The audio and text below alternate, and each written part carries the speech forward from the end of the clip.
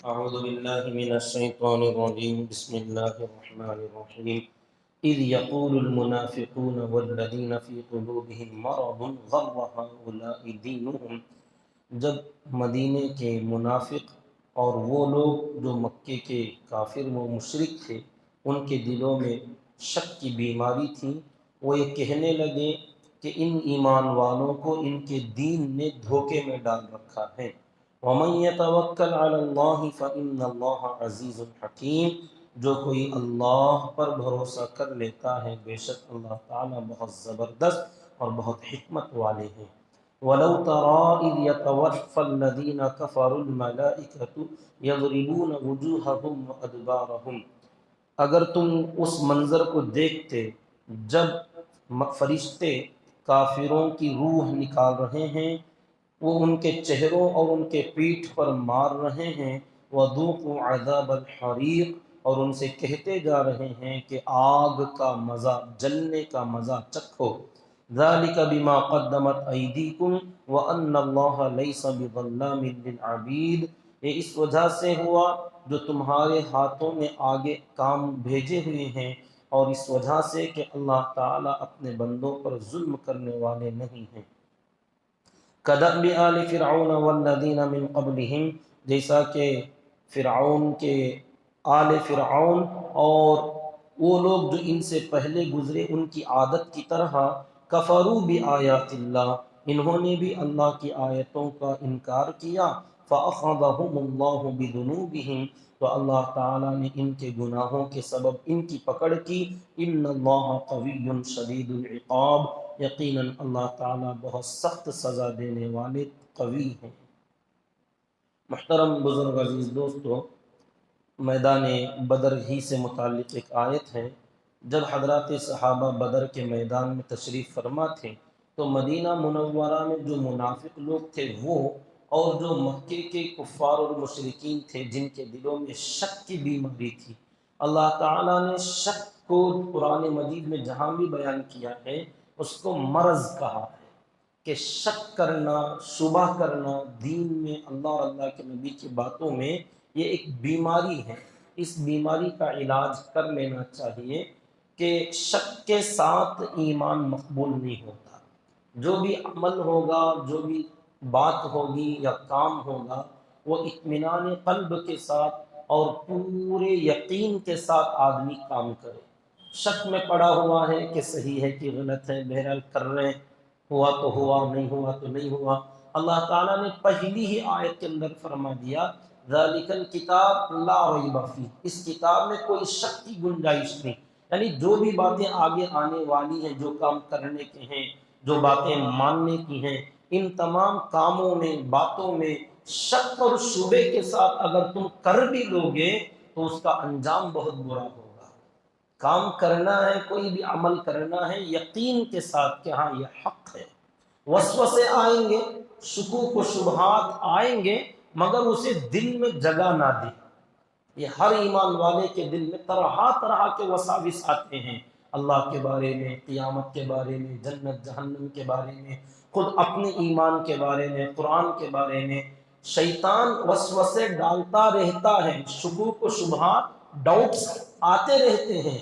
لیکن اسے دل میں جگہ نہ دے۔ بہت سارے لوگ پوچھ لیتے ہیں اور کچھ لوگ نہیں پوچھتے۔ ہمارا جو سوال و جواب کا گروپ ہے اس میں بھی، اور بعض لوگ سوال کرتے ہیں الگ سے پرسنل بھی، فون کے ذریعے سے بھی، کہ ایسے ایسے خیالات آتے ہیں کہ ہم کو پوچھنے میں بھی ڈر لگتا ہے۔ اللہ کے نبی صلی اللہ علیہ وسلم سے حضرات صحابہ نے بھی یہی سوال کیا تھا کہ اللہ کے بارے میں ہمیں ایسی ایسی باتیں ذہن میں آتی ہیں جو ہم اپنے زبان پر لانا بھی پسند نہیں کرتے، اچھا نہیں لگتا۔ تو اللہ کے نبی صلی اللہ علیہ وسلم نے فرمایا یہی ایمان ہے۔ کسی کے دل میں وسوسے آئیں، شک آئیں، شبہات آئیں، تو اللہ کے نبی صلی اللہ علیہ وسلم نے فرمایا اسی کا نام ایمان ہے۔ کیا مطلب؟ کہ وسوسے اور طرح طرح کی گندی باتیں ایمان والوں کے بھی دماغ میں آتے ہیں اور کفار اور مشرکین کے بھی دماغ میں آتے ہیں۔ کفار اور مشرکین جو ان کے دل دماغ میں آتا ہے وہ زبان سے بک دیتے ہیں، وہ بول بھی دیتے ہیں، ایمان والے کے دل دماغ میں وہ باتیں آتی ہیں لیکن وہ بولتا نہیں، وہ ڈرتا ہے اس سے کہ میں کیسے بولوں، یہ مجھے پوچھتے ہوئے بھی ڈر لگتا ہے، اچھا نہیں لگتا۔ تو فرمایا اسی کا نام ایمان ہے کہ شیطان تمہارے پاس جو خزانہ ہے اس پر حملہ کرنا چاہتا ہے، طرح طرح کے شکوک و شبہات میں مبتلا کر کے تم اسے اپنی زبان سے نکالنا نہیں چاہتے، پسند نہیں کرتے، کیونکہ یہ ایمان ہے۔ اور اگر جو دل دماغ میں آ رہا ہے وہ بولنے بھی لگ جاؤ، کہ جو خیال تمہیں آیا اور وہ تم بولنے لگے، تو یہی کفر ہے، اسی کا نام ہے بے دینی۔ تو وسوسوں کا آنا یہ کوئی غلط بات نہیں ہے، ہاں اسے جمنے دینا اور اسی پر آدمی اپنا دل دماغ مطمئن کر لینا یہ غلط بات ہے۔ خیالات آئیں آتے رہیں، کوئی بات نہیں، اگر چاہیں تو اس کا تصفیہ کرا لیں، پوچھ کر کلیئر کرا لیں، نہیں تو اسے استغفر اللہ پڑھ کر ہٹا دیں۔ تو جن لوگوں کے دل میں یہ شک کی بیماری ہے، کفار اور مشرکین اور منافق لوگ، یہ کہنے لگے صحابہ کرام کے بارے میں غر ہؤلاء دینہم، کہ ان لوگوں کو ان کے دین نے دھوکے میں ڈال رکھا ہے، کہ اتنے کم لوگ اور اتنی بڑی جماعت سے بھیڑنے چلے گئے دین کے نام پر۔ وَمَن يَتَوَكَّلْ عَلَى اللَّهِ فَإِنَّ اللَّهَ عَزِيزٌ حَكِيمٌ۔ ایک اصول کی بات یاد رکھو کہ جو کوئی اللہ پر توکل اور بھروسہ کر لیتا ہے، بے شک اللہ تعالیٰ بہت زبردست ہے۔ یہ دنیا والے مادیات پر بھروسہ رکھتے ہیں، چیزوں پر، یہاں کی طاقت پر، مادیات جو دنیا کے ساز و سامان ہیں، مال و دولت ہے، ہتھیارات ہیں اور فوج ہے، چیزیں ہیں، ان چیزوں پر دنیا والوں کا یقین ہے، اور ایمان والوں کا یقین تو ان چیزوں کے بنانے والے پر ہے۔ تو اللہ تعالیٰ نے فرمایا جو اللہ پر توکل کرتا ہے بے شک اللہ تعالیٰ بہت زبردست ہے، وہ ہزاروں نہیں لاکھوں کروڑوں کے درمیان بھی اپنے ماننے اور بھروسہ رکھنے والوں کی حفاظت کر لے گا، اور وہ چاہے تو یہ ان چھوٹی سی جماعت کے لوگوں کو فتح سے مالا مال کر دے گا، کیونکہ وہ بہت زبردست ہے، وہ کیسے فتح دلاتے ہیں، کیسے کامیاب کرتے ہیں اللہ بہتر جانتے ہیں۔ اور ساتھ میں فرمایا حکیم، وہ بہت حکمت والا بھی ہے، ایسا نہیں ہوتا کہ ہر بار ایمان والے ہی کامیاب ہوتے چلے جائیں، حکمت کے تقاضے سے کبھی کبھار ان کو شکست بھی ہوتی ہے، وہ اللہ بہتر جانتے ہیں کہ کب ان کی فتح ہونا ہے، کب ان کی شکست ہونا ہے۔ جیسے بدر میں فتح ہوئی تو احد میں شکست ہو گئی۔ اگر ہر ہمیشہ فتح ہی فتح، ہر جگہ جیت ہی جیت ہوتی چلی جائے تو پھر دنیا کے اندر وہ جو امتحان کا سسٹم ہے وہ امتحان نہیں رہے گا، پھر دنیا تو امتحان کی جگہ ہے۔ وَلَوْ تَرَىٰ إِذْ يَتَوَفَّى الَّذِينَ كَفَرُوا الْمَلَائِكَةَ، اگر تم اس منظر کو دیکھتے تو بڑا عجیب لگتا تمہیں۔ اللہ تعالیٰ نے اپنے نبی صلی اللہ علیہ وسلم سے بدر کے واقعے کے بارے میں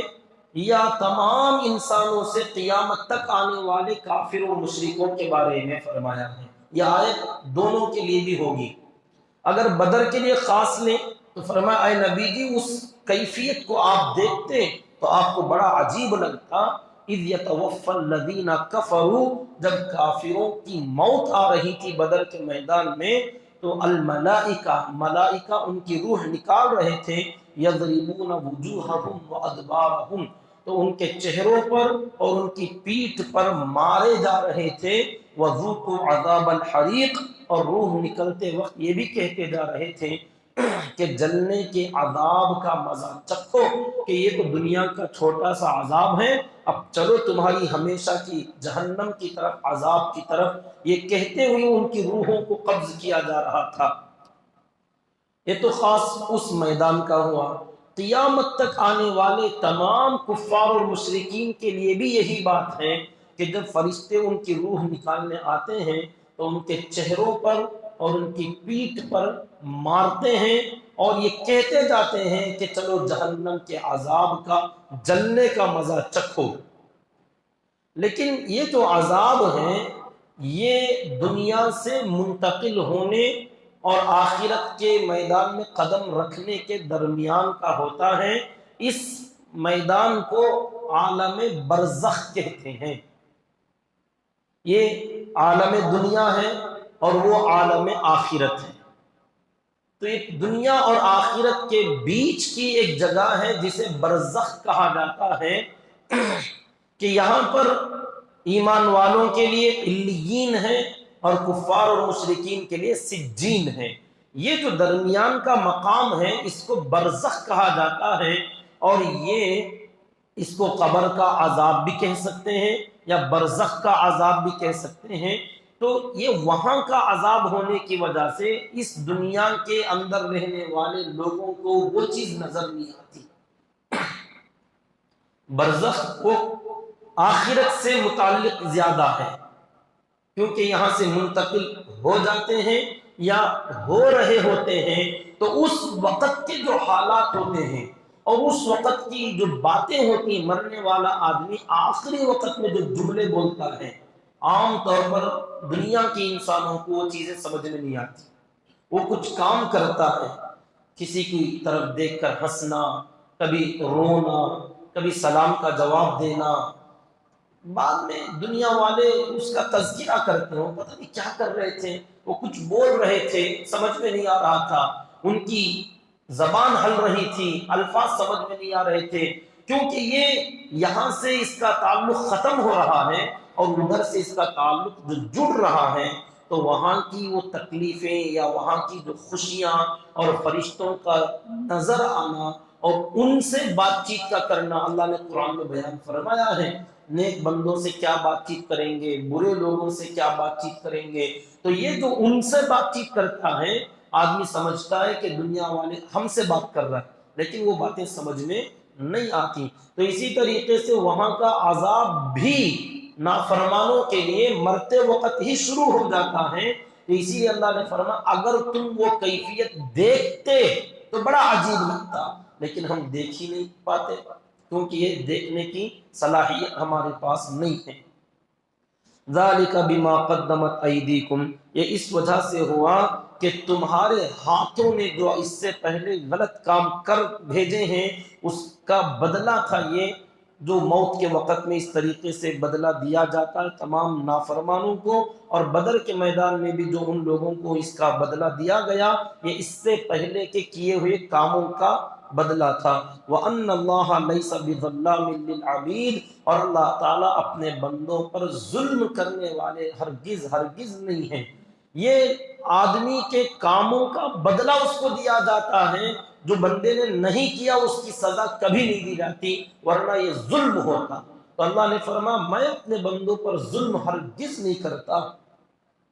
کدأب آل فرعون والذین من قبلہم، ان کی مثال ایسی ہی ہیں جیسے آل فرعون اور اس سے بھی پہلے بہت ساری قومیں گزری، جیسے ان کی حالت تھی ان کی بھی ویسی حالت کیا ہے، کفروا بآیات اللہ، کہ انہوں نے بھی اللہ کی آیتوں کو جھٹلایا اور انہوں نے بھی اللہ کی آیتوں کو جھٹلایا، فأخذہم اللہ بذنوبہم، تو اللہ تعالیٰ نے ان کے گناہوں کی وجہ سے ان کی پکڑ کی، فرعون کی، آل فرعون کی، اس سے پہلے قوموں کی، اور ان کفار مکہ اور مشرکین کی بھی ٹھیک اسی طریقے سے پکڑ ہوئی۔ ان اللہ قوی شدید العقاب، بے شک اللہ تعالیٰ بہت زبردست ہیں، سخت سزا کے مالک ہیں۔ ذالک بأن اللہ لم یک مغیرا نعمتا انعمها على قوم حتی یغیروا ما بانفسہم، یہ اس وجہ سے ہے کہ اللہ تعالیٰ کسی بھی قوم پر جو نعمت مرحمت فرماتے ہیں اس نعمت کو بدلنے والے نہیں ہوتے جب تک کہ وہ لوگ خود اپنی حالت کو نہ بدل لیں۔ وَأَنَّ اللَّهَ سَمِيعٌ عَلِيمٌ، اور بے شک اللہ تعالیٰ بہت سننے والے جاننے والے ہیں۔ یہاں ایک بہت ہی اہم نقطہ اور بہت ہی اہم اللہ تعالیٰ کا ایک اصول، ایک قانون اللہ نے بیان فرمایا ہے، وہ یہ کہ اللہ تعالیٰ کسی بھی قوم پر جب کوئی نعمت مرحمت فرماتے ہیں، نعمتاً انعمها علی قوم، کسی قوم پر بھی، یہ قوم کے بعد آپ کسی فرد کو بھی لے سکتے ہیں کہ کسی جماعت پر، کسی قبیلے پر یا کسی آدمی پر اللہ تعالیٰ کوئی نعمت عطا فرماتے ہیں، ان اللہ لم یک مغیرا، اللہ تعالیٰ اس نعمت کو نقمت میں نہیں بدلتے، نعمت کو چھین نہیں لیتے، حتی یغیروا ما بانفسہم، جب تک کہ اس نعمت کے پانے والے لوگ خود اپنی کیفیت کو نہ بدل لیں۔ اللہ تعالیٰ نے یہاں ایک بڑی عجیب بات فرمائی کہ جب ہم کسی کو ایک نعمت دیں، اس نعمت کو چھینتے نہیں، اس کو دوسری حالت میں بدلتے نہیں، اس وقت تک جب تک کہ یہ نعمت پانے والے لوگ خود اپنی حالت کو خراب نہ کر لیں۔ جب تم خراب کر لیتے ہو تو پھر یہ نعمت بھی خراب ہو جاتی ہے، یعنی دوسری چیز میں بدل جاتی ہے۔ بہت ساری مثالیں ہوں گی، لیکن یہاں اس پر غور کریں کہ اللہ تعالیٰ نے ایک نعمت دینے کے بعد اس نعمت کو بدلنے کا اصول بیان فرما ہے کہ ہم اس کو بری حالت میں بدلتے نہیں ہیں، لیکن کسی کو نعمت دینے کے سلسلے میں کیا اصول ہے؟ کسی کو، کسی بھی قوم یا کسی جماعت یا کسی آدمی کو کوئی بھی نعمت اللہ تعالیٰ دیتے ہیں تو نعمت کے دینے کا کیا اصول ہے اللہ کا؟ اللہ تعالیٰ نے وہ اصول بیان ہی نہیں فرمایا، بلکہ فرمایا جب ہم نعمت دے دیتے ہیں تو معلوم ہوا اللہ تعالیٰ کی نعمت کسی بھی انسان کو دینے کا کوئی اصول اللہ نے نہیں بنایا، بلکہ بغیر کسی اصول کے، بغیر کسی شرط کے ہر آدمی، ہر فرد، ہر مرد و عورت اور ہر قوم کو اپنی نعمتوں سے ہم مالا مال کرتے جاتے ہیں، بے دریغ نعمتیں ہم بندوں کو دیتے رہتے ہیں، بغیر کسی شرط کے دیتے ہیں۔ اگر نعمت کے دینے کی کوئی شرط اللہ کے یہاں ہوتی، کسی بھی نعمت کے دینے کی کوئی شرط، کوئی اصول اللہ کے یہاں ہوتا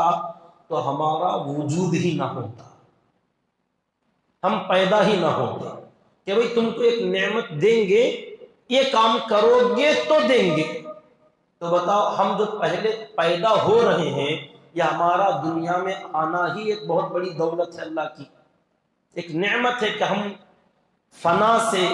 ہم جو غیر موجود تھے وجود میں آئے، تو ہمارا وجود میں آنا ہی بغیر کسی عمل کے شرط پر یوں ہی اللہ تعالیٰ نے ہمیں پیدا فرما دیا۔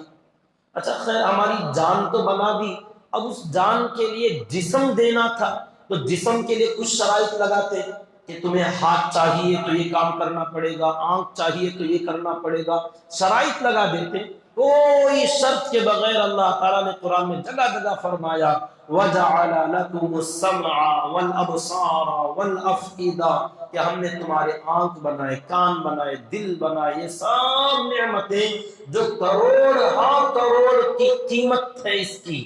کروڑ ہاں کروڑ کی قیمت، آپ اتنا خرچ کر لو تب بھی یہ نعمتیں آپ کو دوبارہ نہیں مل سکتی۔ تو یہ نعمتیں جو اللہ نے بندوں کو دیا ہے، کس شرط پر دیا؟ بغیر شرط کے، بغیر اصول کے دے دیا۔ اور اسی طریقے سے بہت ساری صلاحیتیں، ٹیلنٹس، ہنر لوگوں کے پاس ہوتی ہیں۔ چلیے ہم دین کی بات کر لیتے ہیں، کیونکہ سب سے بڑی دولت تو دین کی دولت ہے۔ اللہ تعالیٰ بندوں کو جب ایک عقل سلیم دیتے ہیں، فہم عطا فرماتے ہیں اور اچھے اعمال کا جذبہ دیتے ہیں، بہت سارے لوگ دیکھتے ہیں کہ شروع میں بہت اچھے ہوتے ہیں، بعد میں ان کی حالت بدل جاتی ہے، تو وہ خود افسوس کرتے بیٹھتے ہیں پتہ نہیں کیا ہو گیا مجھے، میں پہلے ایسا نہیں تھا، میں نمازیں بہت اچھی پڑھتا تھا، روزے رکھتا تھا، مسجد میں رہتا تھا، اللہ کے راستے میں چلتا پھرتا تھا، پتہ نہیں چند دن سے کیا ہو گیا۔ تو اللہ میں دنیا کی بھی بہت ساری نعمتوں کو آپ تفصیل کے ساتھ جائیں اس کے اندر، کہ کسی کو مال، کسی کو عزت، کسی کو عہدہ، کسی کو صحت، کسی کو اولاد، یہ جو بہت ساری نعمتیں کسی کو ملی ہوئی ہوتی ہیں اور ان کی زندگی میں چینجز آئے، تبدیلیاں آئیں اور وہ نعمتیں چھن گئیں، بعد میں لوگ کہتے بیٹھتے ہیں ہمارے باپ دادا کا بہت بڑا نام تھا تو تمہارا کیا ہوا، وہ بہت عزت والے تھے تمہاری عزت کیا ہوئی۔ تو اس طریقے سے جو گناتے بیٹھتے ہیں کہ ہمارے پہلے زمانے میں ہمارا بہت اچھا چلتا تھا، جس چیز کو ہم ہاتھ لگاتے، مٹی کو ہاتھ ڈالتے تو سونا بن جاتا تھا، اب سونے کو ہاتھ ڈالتے تو مٹی ہو جاتی ہے، تو یہ کیوں ہو گیا؟ تو یہ آپ اس میں بھی لیں۔ اور دین کے بارے میں خاص کر بہت سارے لوگوں کو اللہ تعالیٰ قرآن کی صلاحیت دیتے ہیں، قرآن کی تلاوت دیتے ہیں، ایک لحن، ایک اچھی آواز دیتے ہیں، بہت ساری چیزیں اللہ تعالیٰ بندوں کو دیے ہوئے رہتے ہیں، لیکن یہ نعمتیں دھیرے دھیرے ختم ہو جاتی ہیں۔ کیوں؟ کیونکہ یہ ان نعمتوں کا غلط استعمال کرنے لگتے ہیں اور ان چیزوں کی ناقدری بندے کرنے لگتے ہیں۔ دین کی نعمت کسی بندے کو ملی ہے، وہ اس کی اہمیت کو نہیں جانتا، وہ گویا دینداروں پر اور اللہ پر اور اللہ کے نبی پر، دین پر احسان سمجھنے لگتا ہے۔ نعوذ باللہ، کہ ہم کر رہے ہیں، ہم نماز کو آ رہے ہیں، ہم مسجد میں بیٹھنے والے بن گئے، تو گویا آپ نے احسان کرنا شروع کر دیا۔ ایسے کچھ اعراب، بدو، قریے اور دیہات کے صحابہ کرام اللہ کے نبی صلی اللہ علیہ وسلم کے پاس آئے تھے، اور انہوں نے بھی آ کر یہی کہنا شروع کیا تھا، قالت الاعراب آمنا، آمنا، اے نبی جی ہم آپ پر ایمان لے آئے۔ تو گویا احسان جتانے کے طور پر جملہ نکلا تھا کہ دیکھو آپ کی دعوت ہم نے قبول کر لی، آپ بلا رہے تھے ہم آ گئے۔ تو اللہ تعالیٰ نے ان کے جواب میں فرمایا، قل لم تؤمنوا ولكن قولوا اسلمنا، اور اس کے بعد آگے چل کر اللہ تعالیٰ نے فرمایا کہ تم اللہ پر احسان نہ جتاؤ، ایمان میں داخل ہونا، اچھے کام کا کرنا، یہ تمہارا کوئی احسان نہیں ہے، بلکہ اچھے کاموں میں تمہیں لگا لینا اللہ کا احسان ہے تم پر۔ بل اللہ یمن علیکم ان ہداکم للایمان ان کنتم صادقین، اگر تم اس بات میں سچے ہو تو یقین رکھو کہ اللہ تعالیٰ نے تمہیں ایمان کی ہدایت عطا فرما دی، نیک اعمال کی توفیق عطا فرما دی۔ تو یہ جب بندے کو کوئی نعمت ملتی ہے اور وہ اس نعمت کی ناقدری کرتا ہے، اسے استعمال نہیں کرتا، اللہ نے جو صلاحیت دے رکھی تھی وہ دین کے لیے استعمال کرنا چھوڑ دیتا ہے، تو اللہ تعالیٰ اس نعمت کو پھر بدل دیتے ہیں۔ اب وہ افسوس کرتا پھرتا ہے۔ اللہ تعالیٰ فرماتے ہیں ہم نے نعمت مفت میں دی تھی، مگر اس نعمت کو چھین لیا تمہاری غلطی کی وجہ سے۔ تو نعمت کے دینے کا کوئی اصول اللہ کا نہیں، نعمت کے چھیننے کا اصول یہی ہے کہ جو نعمت کسی قوم کو، کسی جماعت کو، کسی فرد کو ملے اور وہ اس نعمت کی ناقدری کرے، جیسے وہ اصحاب الجنہ، باغ والے لوگوں کا واقعہ اللہ نے قرآن میں بیان کیا، اور اصحاب کہف کے اندر دو بھائیوں کا تذکرہ سورہ کہف کے اندر کیا ہے کہ دو بھائی تھے، ایک کو وراثت میں بہت زیادہ مال دونوں بھائیوں کو ملا، تو ایک نے خوب صدقہ اور خیرات کر کے اپنی آخرت بنا لی، اور ایک نے باغ خرید لیا اور بہت بڑی اس نے کھیتی کی، باغ پھل پھولنے لگا اور بہت ترقی کیا۔ اسی طریقے سے پہلے زمانے کا ایک واقعہ تھا، باپ کی عادت تھی کہ وہ جب بھی اس کا باغ پکتا، پھل توڑنے کا وقت آتا تو پوری بستی میں اعلان کرتا، اور پورے غریب فقراء مساکین باغ کے باہر جمع ہو جاتے، تو جو فصل نکلتی باہر اس میں سے سب کو ایک ایک حصہ دیا جاتا کہ یہ تمہارا حصہ، غریبوں کا، مسکینوں کا، فقراء، محتاج، یتیموں، بیواؤں کو تقسیم کرتے، باقی بچا ہوا مال لے جا کر فروخت کیا جاتا، تو اس میں بہت منافع ہوتا، بہت نفع کماتا۔ لیکن جب باپ کا انتقال ہو گیا تو یہ جو اولاد تھی، تو اولاد بڑی چالاک،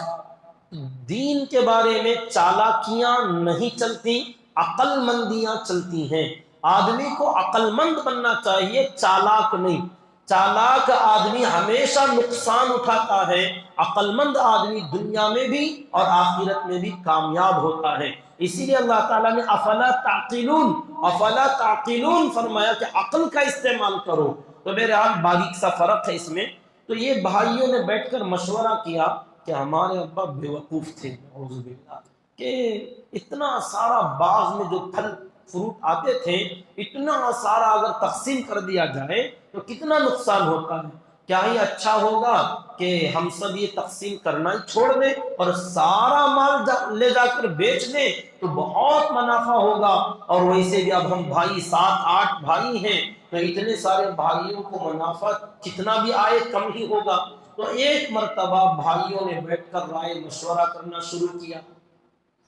اور اسی طریقے سے وہ سورہ کہف کے اندر بھی جو واقعہ ہے کہ وہ جو بھائی دنیا کا بہت زیادہ مال اس نے کما لیا اور باغ پھل پھولنے لگا، تو ایک بار یہ دیندار بھائی آیا اور اس سے بات چیت کرنے لگا، تو وہ کہنے لگا تو نے اپنا مال کیا کیا؟ کہا میں نے پورا تقسیم کر دیا، غریبوں میں مسکینوں میں بانٹ دیا۔ دو واقعے ایک ساتھ بتا رہا ہوں میں۔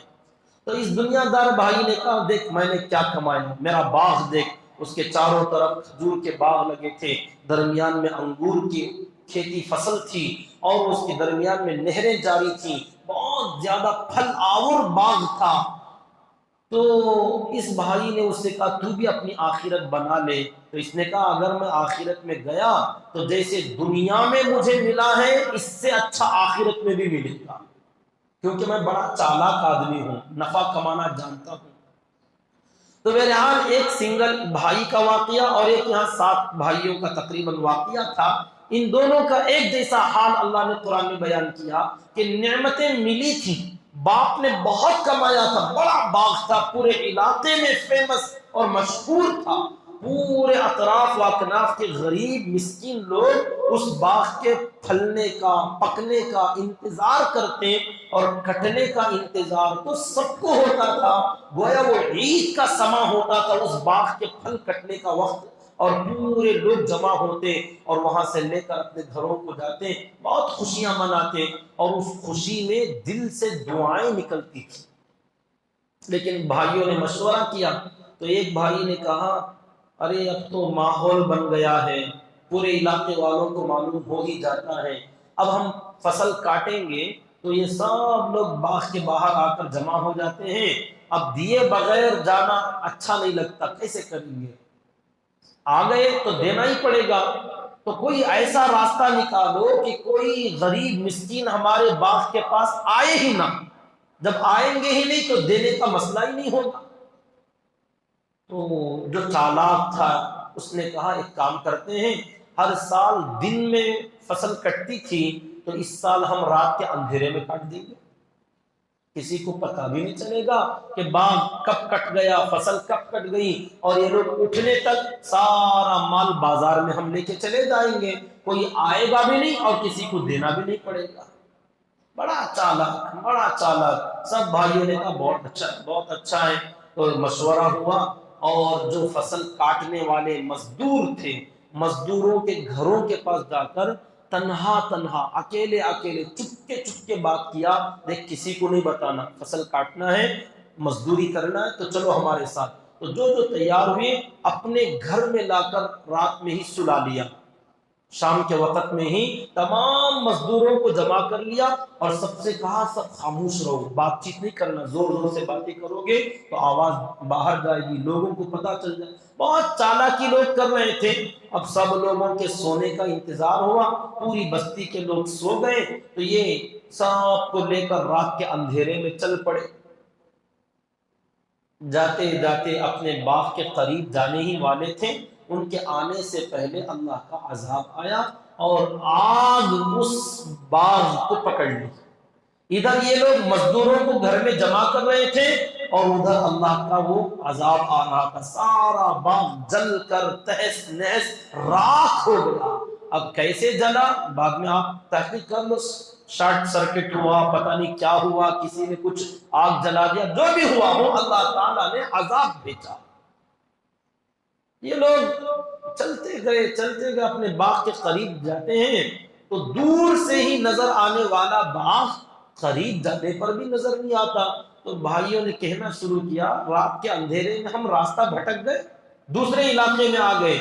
تو دوسروں نے کہا نہیں پوری پہچان تو وہی ہے، یہاں وہ درخت تھا، وہاں وہ کنواں تھا، وہ پہاڑ تھا، سب تو وہی ہے، تو پھر باغ کہاں گیا؟ لوگ قریب گئے، جا کر دیکھا تو پورا جل کر راکھ ہو گیا تھا۔ تو اب لوگوں کی سمجھ میں آیا کہ اچھا یہ اللہ کا عذاب ہے کہ ہم نے جو غلط ارادہ کیا، ہماری دل کی حالت بدلی تو اللہ نے اپنا فیصلہ بدل دیا۔ یہ باپ جو دے رہا تھا لوگوں کو، اسی دینے کی وجہ سے ہمارا باغ پھل رہا تھا، پھول رہا تھا، اس میں ترقی ہو رہی تھی۔ ہم نے سوچا یہ نقصان ہے، اس نقصان سے بچنے کے لیے ہم نے غریبوں کا پیٹ مارنا چاہا تو اللہ تعالیٰ نے ہمیں ہی برباد کر ڈالا۔ اب اس کے بعد سب لوگوں نے ڈھونڈنا شروع کیا کہ یہ پلان کس کا تھا۔ فَأَقْبَلَ بَعْضُهُمْ عَلَى بَعْضٍ يَتَلَاوَمُونَ، تو جب بھی ایسا مسئلہ بگڑتا ہے، لوگوں کا ایک طریقہ ہے کہ سب سے پہلے جو یہ بات شروع کیا ہوگا، لوگ سیدھے اس کی طرف جاتے ہیں کہ یہ بات تو نے ہی کہا تھا، یہ تیری وجہ سے ہوا، یہ عذاب تیرے لیے ہوا ہے، یہ تو اگر نہ بولتا تو ایسا نہ ہوتا۔ جیسے آج کل ایک موٹی مثال میں اس کی دیتا ہوں کہ جب کسی بھی گھر کے اندر شادی وغیرہ ہوتی ہیں، اگر بہو گھر کے اندر اچھی سے نبھتی ہوئی اچھے اخلاق کے ساتھ چلتی چلی جائے تو سب خاموش، بھول جاتے، کسی کو یاد ہی نہیں آتا۔ لیکن اگر تھوڑا مسئلہ بگڑ جائے، نئی نویلی دلہن اگر گھر میں آنے کے بعد تھوڑا اس کا